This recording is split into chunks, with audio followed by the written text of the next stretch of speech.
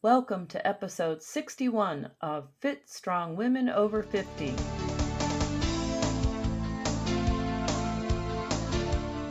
Hi, I'm Jill. Thank you for joining us. And I'm Chris. Welcome to the podcast for the Becoming Ellie community. The Becoming Ellie community is for women over 50 who are interested in being fit and strong. You can find us at Twitter, Facebook, Instagram, and let's not forget Pinterest. Jill and I came up with the name of Becoming Ellie for our community because Ellie is the Norse goddess of aging. She defeated Thor in a wrestling match, which shocked everyone, and we decided we wanted to become like Ellie. Yes, it's not always easy, but we do try to be fit and strong. I know our listeners like our episodes about food and healthy eating. Today's guest gives us lots of information about following the keto lifestyle. Daisy Brackenhall is also a podcaster, which is how I first learned about her. I am delighted to have her on our podcast. As usual, I want everyone to remember we are not doctors or dietitians, and we are not providing anyone with medical advice. Absolutely. That's true for all of our episodes. If you're interested in changing how you eat or how you work out, be sure to consult with your medical professionals for your medical advice. I think our listeners are going to enjoy this episode a lot. Let's get started.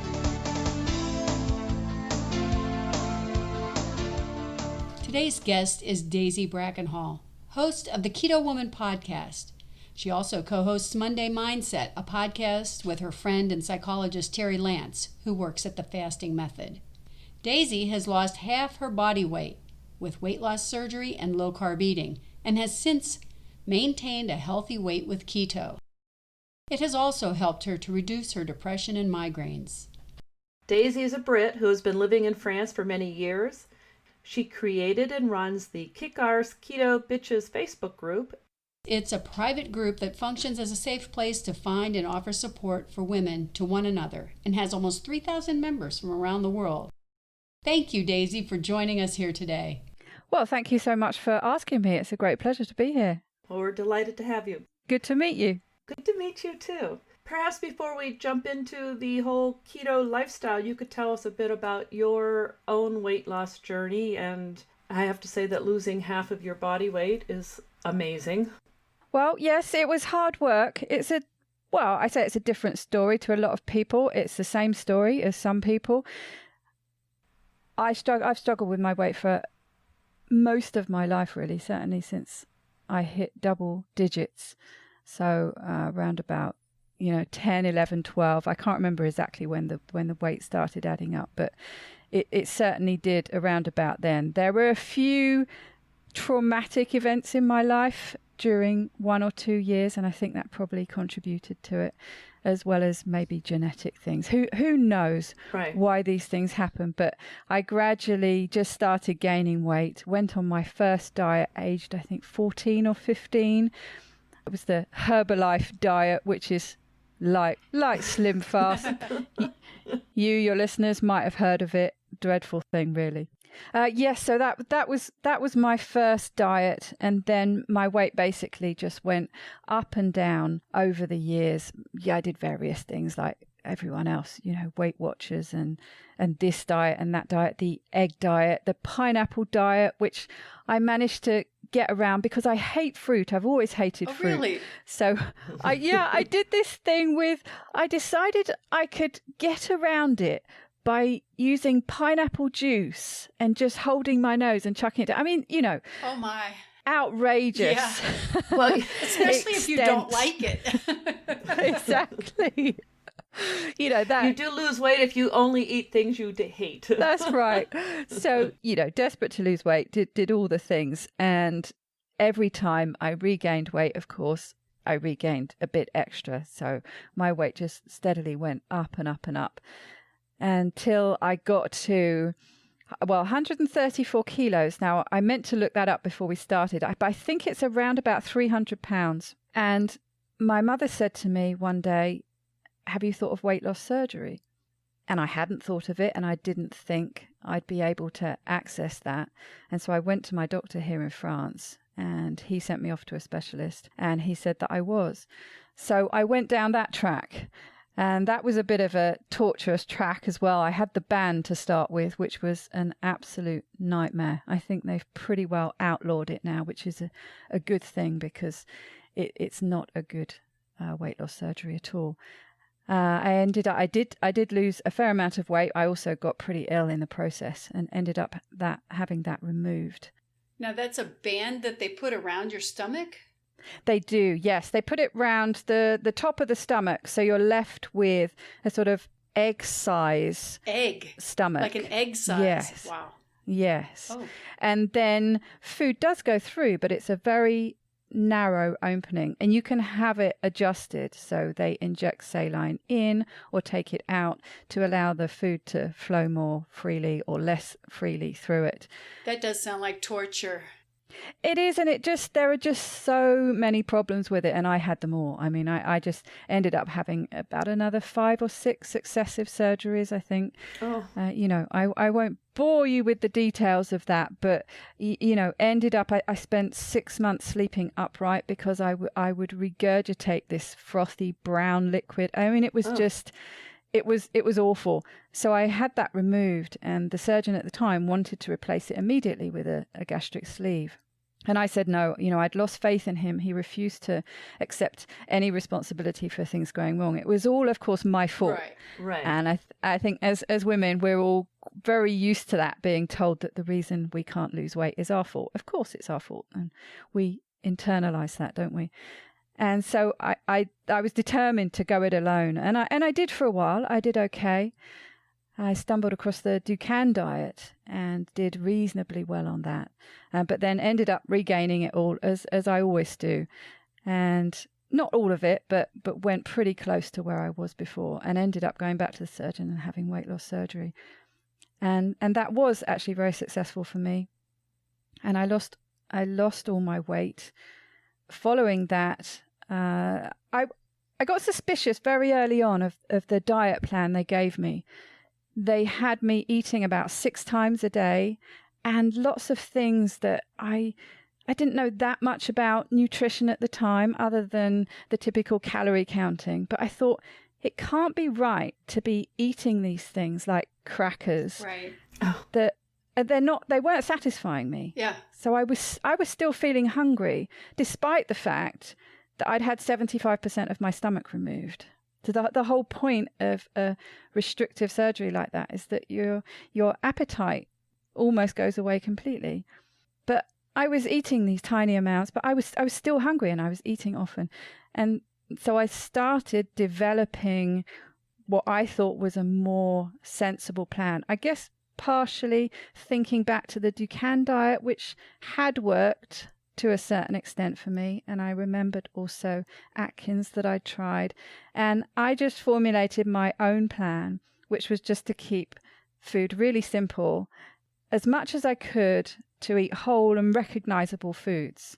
So that meant, for example, I wouldn't eat flour.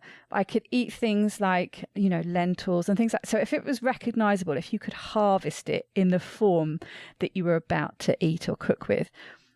And I did very well. And that's how I got to my target weight. But I did then start to regain a bit.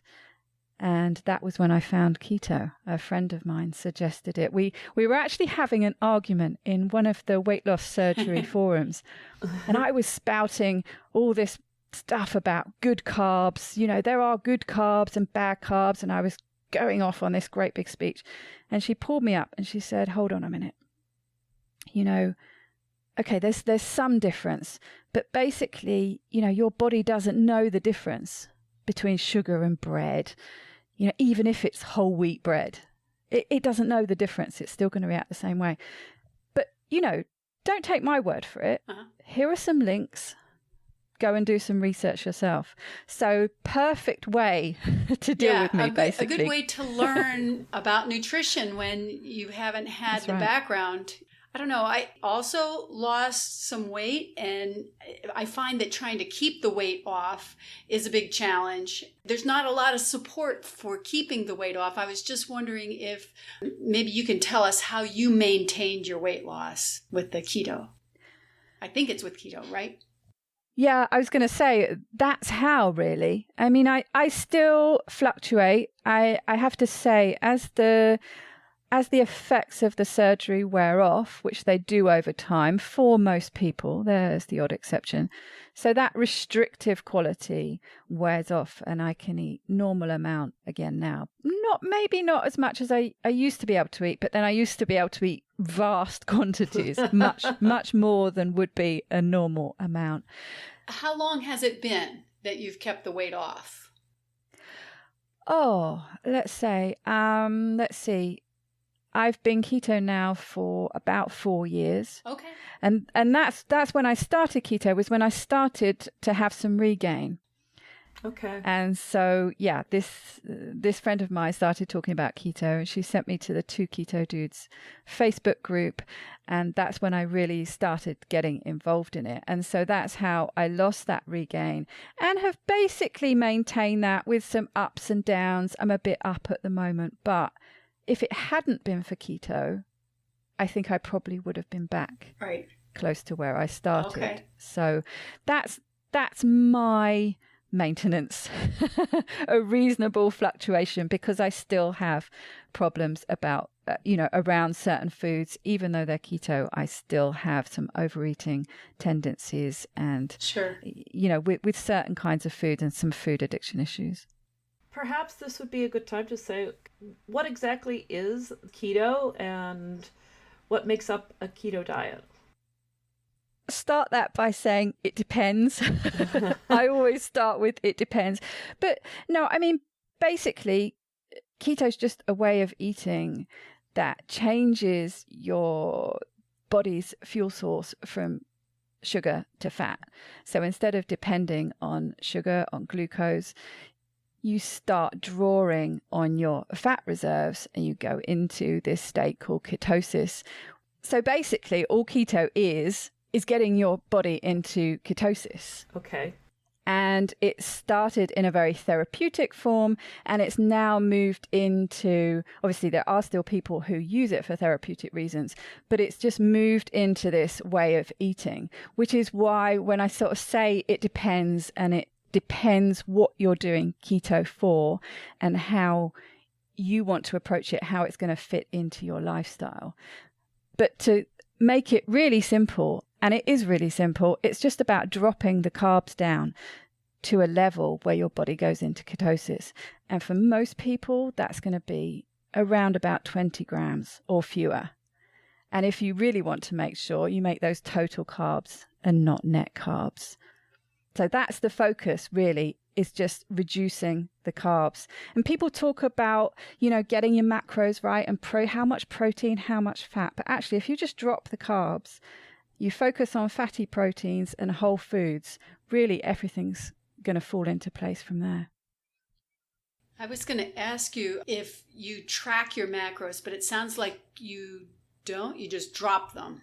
Is that correct? And or should you track them? Which macros do you track the most? Well, you're going to love me. It depends. Fair enough. Generally speaking, I don't track because I can't be bothered. I would like to have that data if somebody else could input it for me, but I really can't be bothered with it. But I did when I started. Okay. And I would recommend to most people to at least spend a period of time tracking, because you get to grips with how many carbs are in which foods and how quickly your carb count can stack up over the day. And that's quite an easy thing to transfer. I was very used to calorie counting. I could tell you the calorie count for almost any amount of any type of food. So it was quite easy to translate that into looking at the carb count in foods. And so it's very useful to do that when you start, just to get a really good feel. Well, how many carbs are in that handful of kale? Oh, I didn't know that there were carbs in eggs. And you can see how it starts stacking up. Yeah. And when the other time that it's very useful is if you're running into problems. So you can start without tracking at all. If you could just go from a basic food list. But particularly if you want to start playing around with some of the keto treats and things, those carbs start stacking up really quickly. So it helps to track, to really have there in black and white exactly how many carbs you've eaten in that day. And I say exactly, there is a caveat to that because of course there's always a variance. It depends on the products. I always like to cite the bacon that I buy has an amount for protein, an amount for fat, which is an average over all the bacon that they sell. Well, I pick out all the bacon that has the most fat in it. So the chances are, you see what I mean? It can never be completely accurate, but it's going to give you a good idea. And then if you're running into problems, you see, you can track for a while.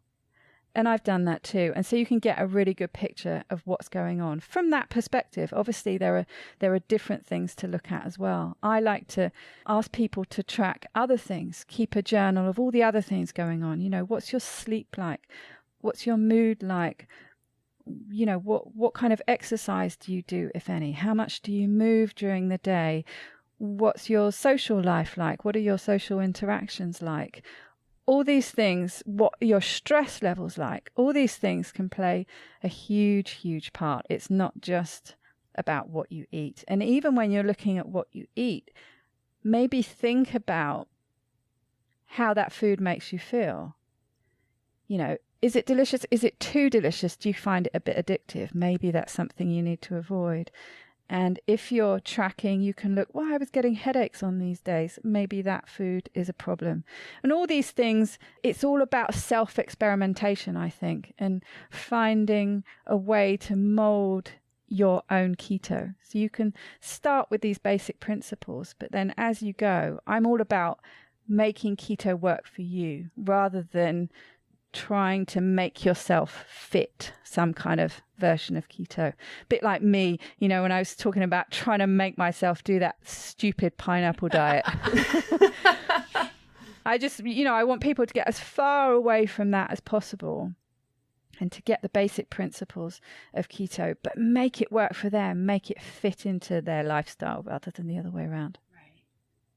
So you said there was sort of the basic keto, which I understand. It just seems that when things start to become popular, that we manage to make things very confusing. Mm-hmm. Now I see people online arguing about how much fat should you be eating and how much protein should you be eating when you're doing keto. And you've sort of addressed that, but what could you say about those arguments? And what should we actually just concentrate on? Just reducing carbs, or? It's a very good question, and I know what you mean, and I see a lot of it myself, and I've got into a lot of those arguments. I stay away from many groups. So I'm one of these people who can tend to really get stuck into an argument, and I try not to do that anymore. I think the main focus is carbs. If you put your main focus on that, especially when you're getting started, the other macros, protein and fat, should start falling into place. Especially if you stick to just a very simple keto, you know, so we're just talking about whole foods and really simple, and you can't go far wrong. It's really when you start bringing in, and there's nothing wrong with this, but bringing in some of the keto treats that you start making, you know, using almond flour and sweeteners and all these things that are very easy to overeat. That's when the carbs start stacking up and you need to pay a bit more attention. Personally, I think the only macro that you need to be aware of that has an upper limit is the carb macro. Okay. So that's always my focus. Protein, you need a minimum amount. You know, that's a protein we really do need a certain amount. How much is debatable. I don't know many people that struggle to eat enough protein. It's, you know, it's quite easy to do. Unless, I guess, if you're vegetarian, vegan, then it starts to get a little bit more complicated. But if you like eating animal foods, you eat 2 or 3 meals a day. If you're having some protein in each of those meals, chances are you're going to be eating enough protein. The big debate is about fat, I think you'll probably have seen. And that, I don't think, has a limit either way, either upper or lower. It's what feels right. And often if you just stick to whole foods, so if you eat fatty proteins, you get that perfect bundle.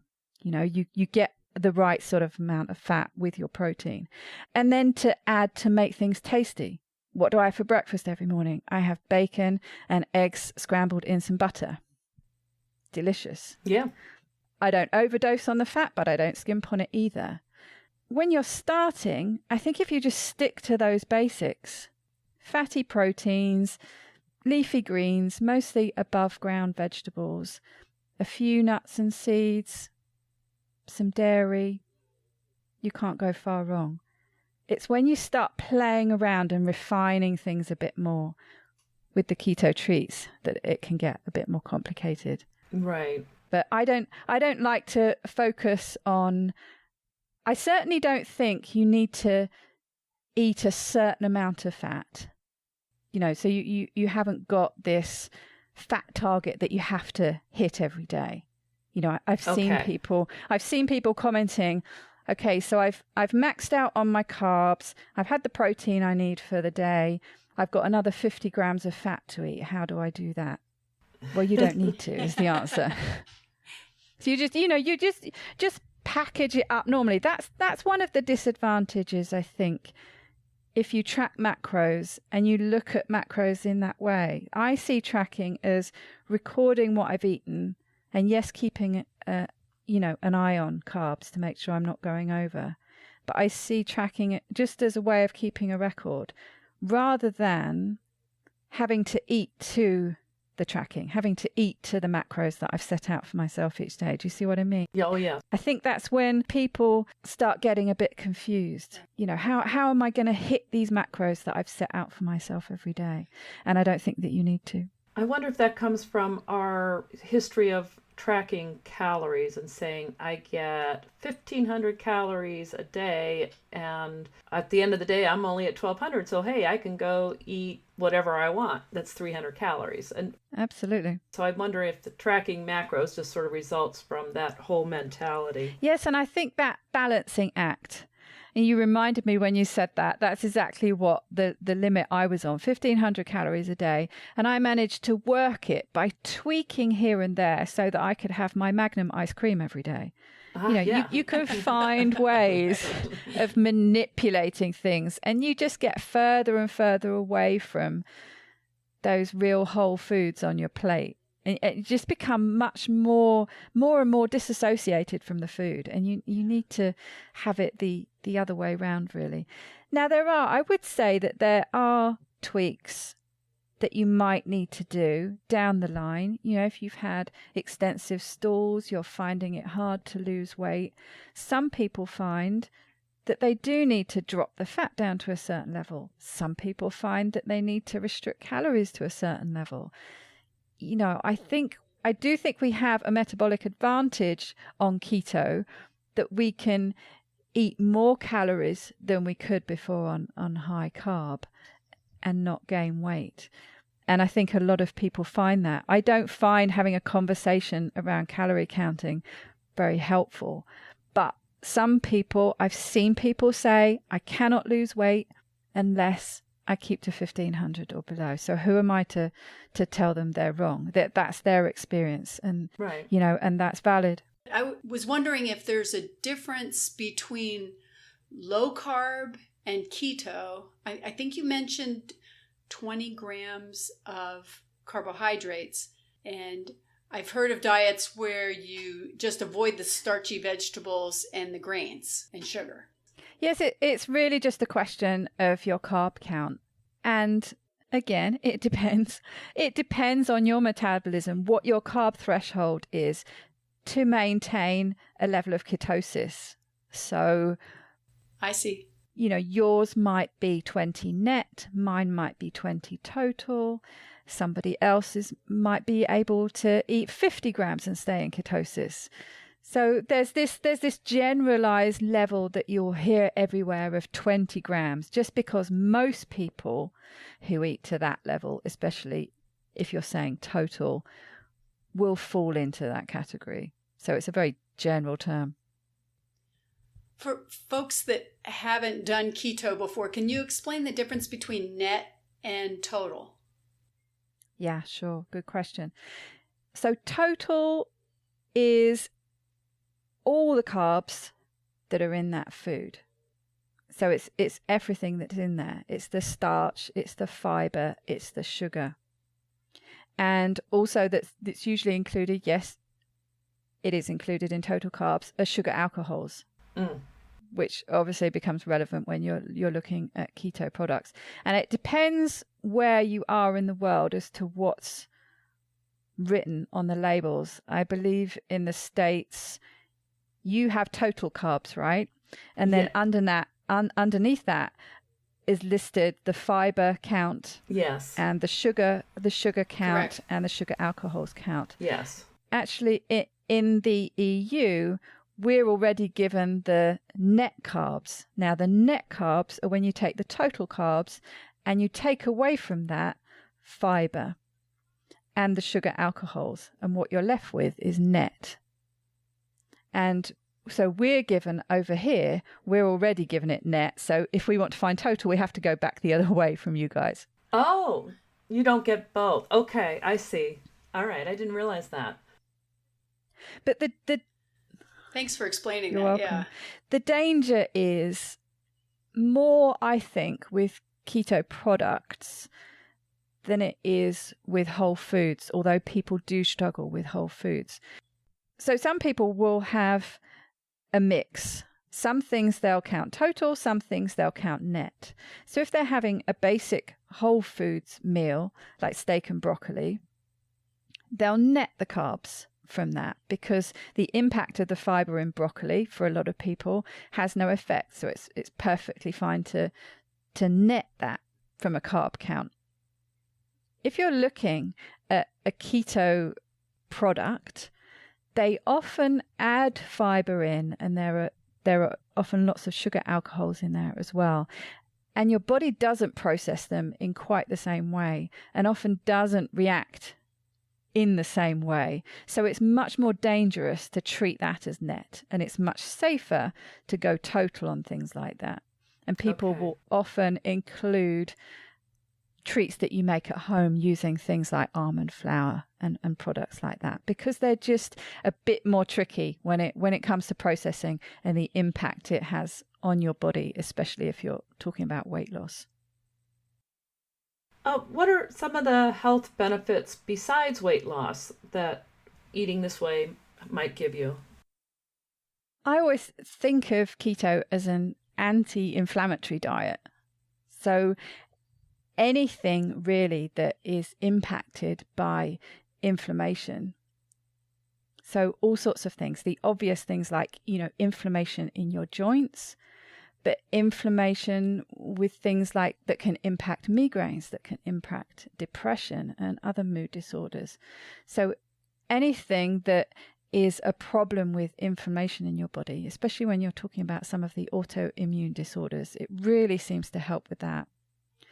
Type 2 diabetes, it helps with.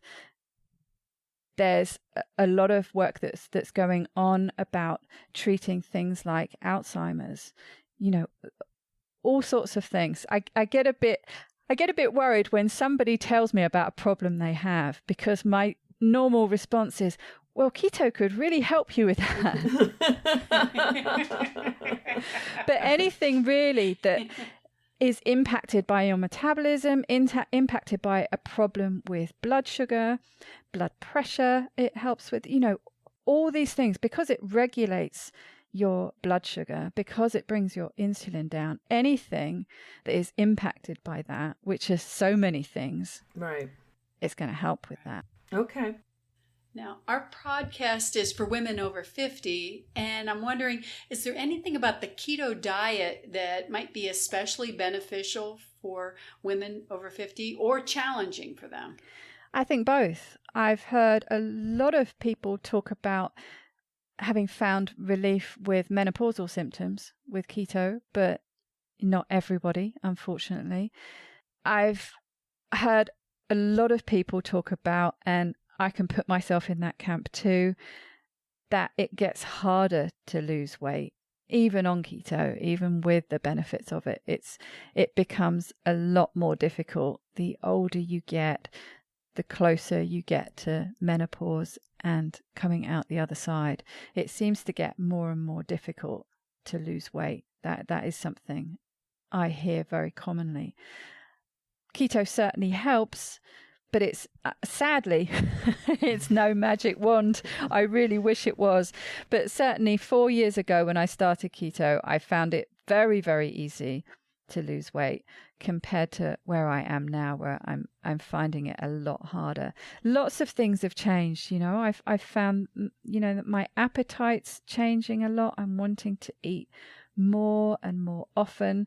So I think you just come up with different challenges, and it does seem to, unfortunately, it seems to be very unfair. We get hit with these hormonal periods in our life, don't we, that impact us so much. Before that, it's the menstrual cycle.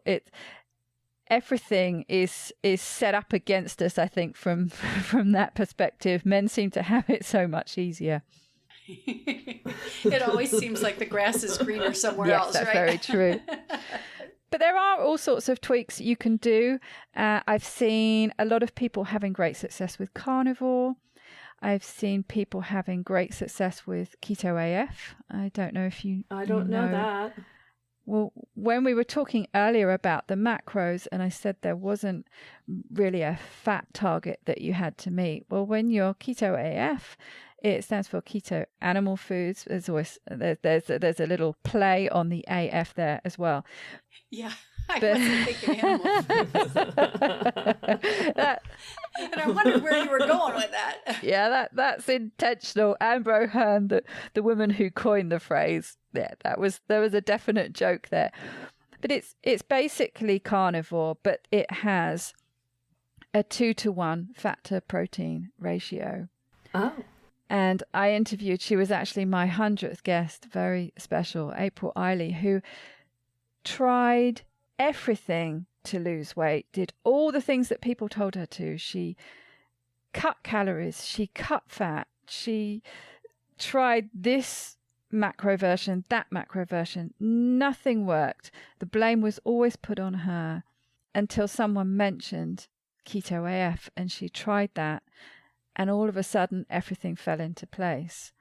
So what you were asking earlier about this seemingly constant debate about how much protein you're supposed to have, how much fat you're supposed to have, and me being a bit airy-fairy and saying it depends, it really does. And it's different for everybody. And the important thing is to just try different things until you find what works for you. It's not about you having to fit something else. It's finding the keto that works for you. And do you feel like there's a way to stay on this forever, or do you go on and off of keto? That's a good question. It's a tricky question. And again, it depends. Some people find it very easy to stick to. Other people find they fall into various traps and get tempted with higher carb foods. Perhaps, even sticking to keto foods. I have this list of foods that are dangerous for me to have in the house. Perfect keto foods, nut butters, a lot of cheeses. So you're not talking about potato chips? No. That's my danger food. But they're definitely a danger food for me, and they're not allowed in the house either. But even if you're sticking to keto, there are certain things for me, and that's shared by a number of people. The episode of Keto Woman that's out at the moment, actually, we talk all about this and the dangers of nut butters and how some people simply, and I can't control myself with a big tub of almond butter. I would just keep eating it until it's gone. And then obviously, yes, there are the dangers of higher carb foods, but it really comes down to what you're like as a person. Are you a moderator? Are you an abstainer? Are you the kind of person who can have a huge bar of chocolate, nice dark chocolate, perfectly keto, or whatever kind of chocolate it is, but you can have a huge bar of chocolate in the drawer in the kitchen and have one little square every day Are you the kind of person that can do that? If you are, you're a moderator, and you're going to find it a lot easier to have small amounts of things that are higher carb, maybe even, completely not keto, and you're going to be able to moderate, you're going to be able to control what you're eating, and you're not going to fall off the wagon. It's not going to be a problem. If you're like me and you're an abstainer, you can't control yourself around foods like that, and so you have to abstain from them completely. And the problem certainly that I have is if I don't abstain, and if I think, it's okay to have a few of those crisps, as we call them, but potato chips. This has happened to me. Everything's been great with keto. I've been at a friend's house having a drink. They've put out some potato chips. It's not going to hurt if I just have a few. And then, the next day, it's not going to hurt if I just buy one packet. And then before I know it, floodgates are open and I'm off keto. So yeah, there's certain foods that definitely trigger things that you can't stop thinking about it then, For me, ice cream. Oh, ice cream's mine as well. One little bit of ice cream, because then I think about it and obsess about it, and it's not how I want to live my life, worrying and having food kind of haunting and calling to me. Girl Scout cookies, those Thin Mints. I hear those mentioned all the time. I'm not familiar with them as a Brit, but I hear about them, especially the mint thins, apparently. That's the misleading term. Daisy, you don't want to get introduced to those. I can imagine they'd be something, yes, I'd be completely addicted to. But I mean, from your question, I think maybe you're also asking, is it something that can be healthily, can we eat this way long term and be healthy? Or is it just a diet that you're supposed to do for a short period of time only? Is it a bit of a fad diet? Is it just something you do to lose weight and then you go back to eating quote unquote normally? Well, that comes back to looking at basically what keto is. All it is eating real whole foods and just avoiding things that basically aren't good for anybody. So, you're avoiding sugar, you're avoiding refined carbohydrates, processed carbohydrates, seed oils. If everybody did that, whatever the rest of their carb intake was like, the health of all our nations would be vastly improved. And some of us just need to take that carb count down a bit more to help with cravings, to help with migraines, to help with depression, in my case, to reverse their type 2 diabetes, to help with all sorts of things. Some people so it depends on what your metabolism is like, how much you need to take it down. But that's all it is. It's just you're just eating real whole foods. What's weird about having bacon and eggs for breakfast and having steak and broccoli for dinner? How could that not be deemed as healthy and something that you could eat for the rest of your life? So I think it's a perfectly healthy diet to eat for the rest of your life. Or you might be somebody who gets to your target weight and does want to reintroduce a certain slightly higher level of carbohydrate through whole foods. Maybe you want to have sweet potatoes or white potatoes every now and then, or you want to, have some chickpeas or some lentils. And they're probably going to throw you out of ketosis. But if you're meeting all your goals and you feel happy and you're healthy, it doesn't matter. So it depends. That's okay. If one of our listeners wanted to try following a keto way of eating, what would you recommend? What's the best way to get started? So are you looking for resources or? Yeah, I would think resources or where would you point someone who said, I'm thinking about doing this. What should I do? I think dietdoctor.com is a great place that I always send people because it just lays out so many free resources giving you all the basics. There are some fantastic infographics that really clearly show you, for example, high carb to low carb veg, and you see it there in images. It's really quick and easy to understand. You could print them off and stick them up on your fridge. So it would be very easy to see how you could put a meal together without having to worry about tracking if you didn't want to.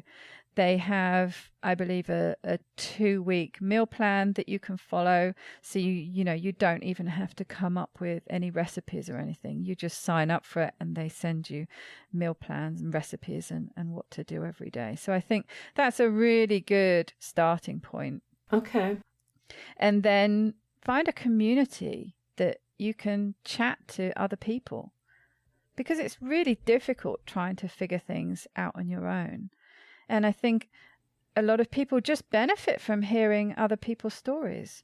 That's the main reason I started the podcast, was just to hear how different keto is for everybody.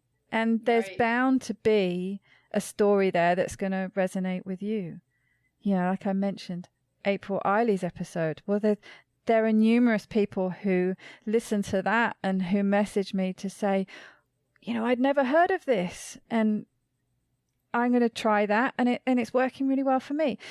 So it's finding people to connect with, finding a tribe. It's so easy to do these days. And I live in the middle of nowhere in rural France.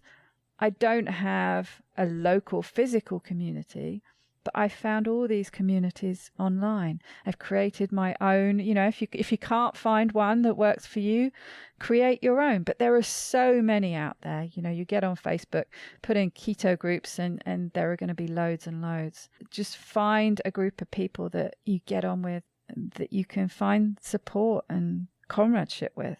Good advice, yes. My group, it's as much, if not more, a women's support group as it is keto.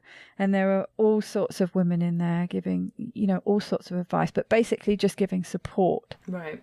There are other groups. A friend of mine, Kim Houghton, has a group called Keto Life Support, and she recommends quite a clean and simple keto diet. And that's a really good group to go to for just really good basic keto advice, keeping it nice and clean, something that has slightly stricter rules, right, but provides very good advice and support about what to eat. Okay. But there are hundreds and hundreds and hundreds of groups out there. So, play around and find a community that works for you. But yeah, dietdoctor.com, I think, is really good to just get to grips with the basics. Okay, thank you.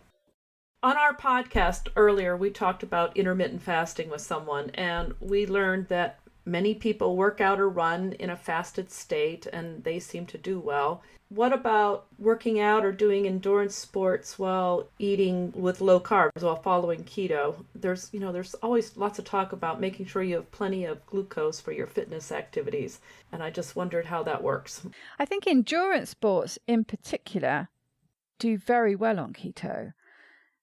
Because as you've just mentioned about talking about intermittent fasting and being able to go, for a long time without food, that's going to be very beneficial if you're doing endurance type sports. If you're running a marathon, to not have the need for that glucose, however many miles. I'm not a marathon runner. 26.2.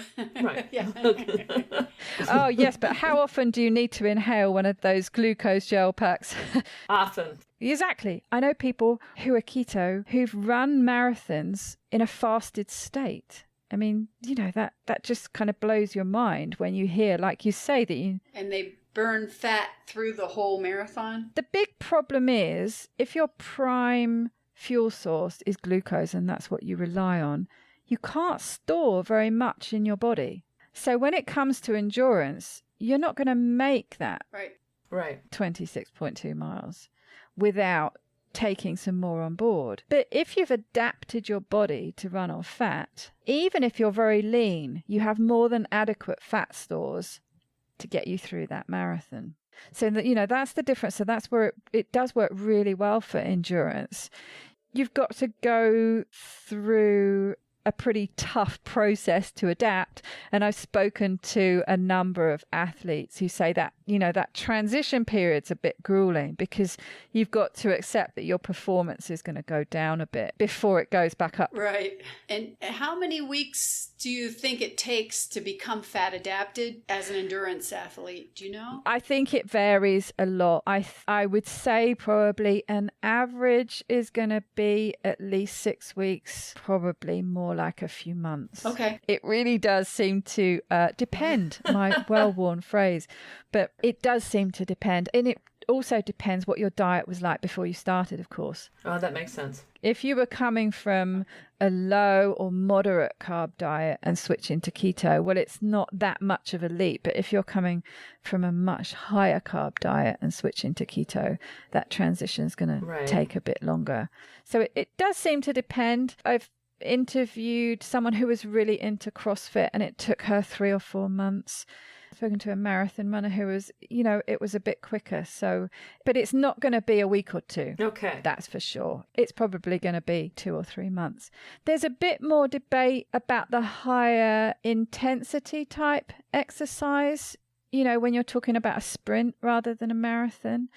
Right. And that's actually where people have started playing around a bit more with things like exogenous ketones to give that sort of extra energy hit. It really depends what kind of athlete you are, and you're going to know your body best about what it needs. The general consensus is that, there's no reason why you can't do really well on keto. And I believe there are teams, I think the cricket team in Australia switched to keto, I believe. I could be getting that completely wrong, but I think more and more sports are looking at it as something that enhances performance and potentially can give their players advantage. So I think there'll be a lot more changes in the sporting world in the future. Okay, great. Daisy, it's great to talk with another podcaster, and I wondered if I can ask a few questions about your podcast. How long have you been doing it? It's been about 2.5 years now. Yeah. And how did you start? What made you start to do it? Well, I was actually asked by the 2 Keto Dudes who had their own podcast, and they got some funding to start other podcasts to try and reach out to broader, different audiences. And the first one they wanted to do was a podcast that focused on women and hosted by a woman. And so they asked me. And I'd been thinking about it for a while, actually, thinking I'd really like to do a podcast. I don't know how I'm going to get it started. And this offer fell into my inbox. And so I jumped at it. That's how I started. And so they did all the production work. So I would do the recording and I would provide the social media posts and all that would get sent off and somebody did all the editing for me and everything. Oh, wow. So it was a lot easier for me at the start, but I've taken over all the production now since January 2019. I've been doing it all, so I've learned how to edit and all the other things that I guess you two have been doing from the start. We have been doing, but it would have been nice to have that way to start. Absolutely. Yes, I was very spoiled. Oh, yeah. Well, having 2 of us, we're able to split up the duties a little bit, but I think it'd be really hard if it was just one person doing everything. Yes, but I must admit, I've started another podcast now with a friend of mine called Monday Mindset, which is, funnily enough, all about mindset. I think anyone who's been keto for a while, but it's got nothing to do with keto. It's goes away from that. But anyone who has been doing keto for a while knows that a lot of it comes down to mindset and behavior and trying to sort that out, especially if you have problems with food addiction and things. You said that podcast is called Monday Mindset? Monday Mindset. Yes, I've had issues with depression on and off most of my life, but the last year in particular has been a real struggle. And a friend of mine, Terri Lance, who is a psychologist and a fasting coach and for the fasting method, previously known as IDM, and now has developed a behavioral program with them and runs that. She helped me so much over that time. And we used to have these conversations about podcasts that we listened to, books that we read, videos that we watched on YouTube, the typical things about mindset, something inspirational, something motivational. And we chat about that. And we basically decided to just start recording those conversations. Well, we'll have to check that out. If our listeners wanted to find more information about you, where would they go? Okay, thanks for asking.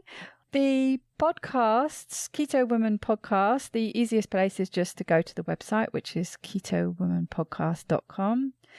You can find me on social media using the same @Keto Woman Podcast on Facebook, Instagram, all the usual. And Monday Mindset, probably the easiest place to go to for now, because I haven't set the website up yet, is just to go to my YouTube channel, which you can find under Daisy Brackenhall. Okay, great. And you can find it, obviously, you can find the podcasts on all the normal podcatchers. Wherever you listen to your podcasts. Wherever you listen to your podcast. Absolutely. Well, thank you, Daisy. It's been a pleasure having you on as a guest, and we'll make sure to put the links in the show notes so that our listeners can find both Monday Mindset and the Keto Woman podcast. So, thank you. Thank you so much. There's something I wanted to mention, actually, that I forgot to earlier, and that is just the thing that I love most about keto, and the thing that I've seen through talking to all the women I've spoken to, and that's this sense of empowerment that it seems to give women in particular who have found this way of eating that they find really helps them in so many ways, often contrary to medical advice, probably also contrary to advice of friends and family maybe, and they've sort of gone out on a bit of a limb and gone alone on this and have found it so beneficial. And I think that process gives this incredible feeling of confidence and empowerment, and I've seen it over and over again with people, and I think that's the thing that I love most about keto and this community. It seems to be a really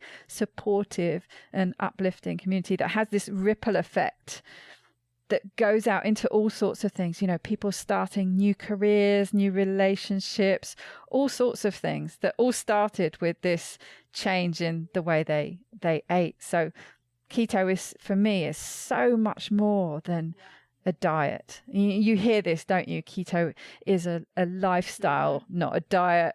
And sometimes it can sound a bit preachy when someone says sometimes I've had that said to me in the beginning, and it sounds a little bit like someone's telling me off. But you can take it this other way with this fantastic ripple effect that goes out, and that's what I really love about it. Well, a lot of people have had a lot of success with it, and they want to share their feelings with people, especially when they have struggled in the past with a lot of different diets and felt the embarrassment of not being able to stick with it, or they felt like it was their fault. So I certainly see why people were so enthusiastic about keto. That's right. Well, thank you so much for being on our podcast today. We really appreciate all the info, and you sharing your personal story with us is very interesting and empowering too. Thank you. Well, thank you very much for asking me. It's been a great honor. I must confess, I find it very difficult being in the hot seat. I'm much more comfortable interviewing, and I'm going to be turning the table on you two in a minute, so I'll be feeling a lot more comfortable. Yeah, we'll be squirming. Right. Thank you so much. This has been wonderful talking with you. Thank you. We'll talk to you soon. Bye. Bye. Bye-bye.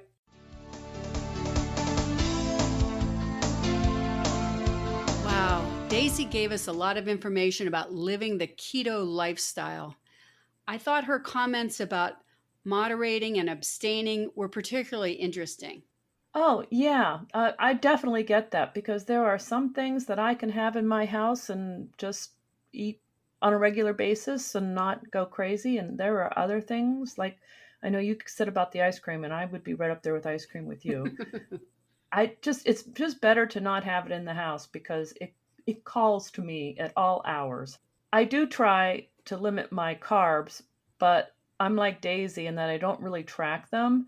I do suspect from past experience that keeping carbs down to 20 total is pretty difficult. Yes, my husband has increased his bread making during the COVID-19 stay-at-home thing with this delicious sourdough bread. But I know my carbs are very high, a lot higher than that, but I don't really count carbs. I don't do the keto so much. So, Well, good bread is hard to resist, that's for sure. And I hesitate to say this because I don't want you to think I have a problem, but I also find giving up good craft beer to be a challenge. I really do enjoy the occasional yes, beer. of course.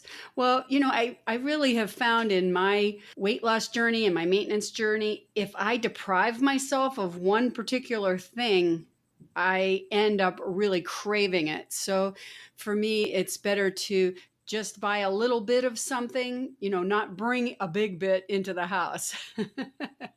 Right. Yeah, I understand that completely. I do think, though, that after talking today, I think I will focus a bit on logging my food. I've been remiss on that, and it's probably worth seeing where I'm at. And I think I will try to reduce my carbs a bit more. Yeah, I would love to hear from our listeners. And if any of our listeners have tried keto and had good luck or didn't, and what the results have been, what worked, what didn't work, whatever you'd like to share. Oh, yes, we'd love to hear from you.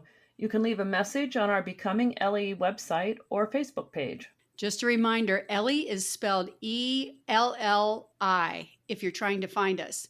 And you can also leave us a voicemail at 330-970-6662.